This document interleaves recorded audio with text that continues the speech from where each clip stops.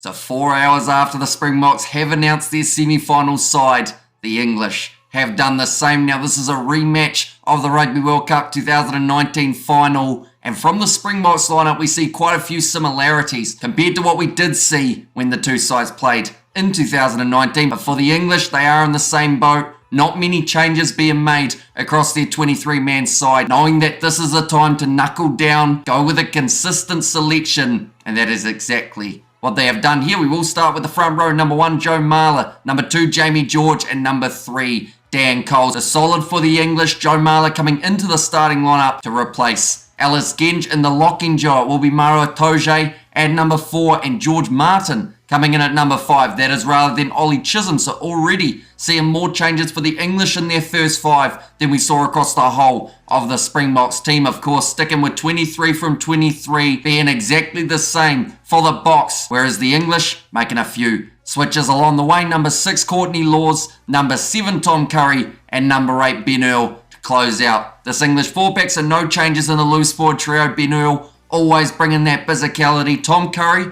the first player to get a suspension throughout this Rugby World Cup, but he is back now, a lot more disciplined and looking to have a big performance here up against the South Africans. Looking through at the back line, number 9, it is Alex Mitchell, with number 10 being Owen Farrell. He will also be captain, and that means for a second time in a row, there is no George Ford in the starting lineup. Now, he's probably one of the more unlucky players for England throughout this Rugby World Cup. Him alongside, of course, Henry Arundel, who scored 5 tries in his first contest, now can't even find himself a spot in a starting lineup. But then in the centres for the English, it is Manu Tuolangi at number 12, number 13, Joe Marchant. Now, both of those two individuals picking up themselves a try in that game up against the Fijians last week in the quarterfinals, looking strong while doing so. The physicality of Manu Tuolangi partnered with the elusive speed of Joe Marchant. It is going to make it exciting when we see them go head-to-head with Damien Dialendi at number 12 and number 13, Jesse Kriel for South Africa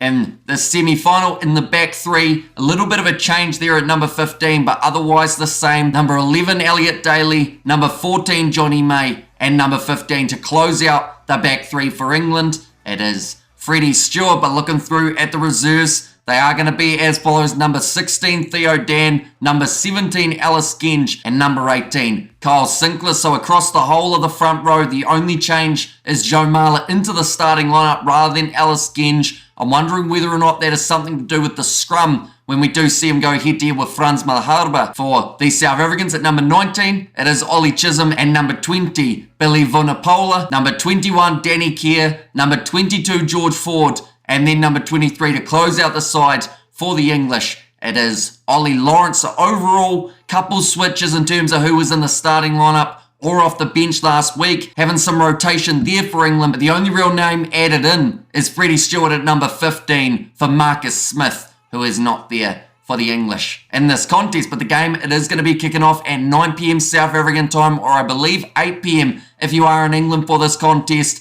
It's an absolutely massive one. We will be doing the live commentary on the channel as well, so be sure to hit that subscribe button. If you haven't already, let me know what you think of this English lineup, as well as the South Africans. We will have a preview coming out on the channel a little bit closer to the kickoff of this contest. But thank you all very much for tuning in, and I will see you all for the next one.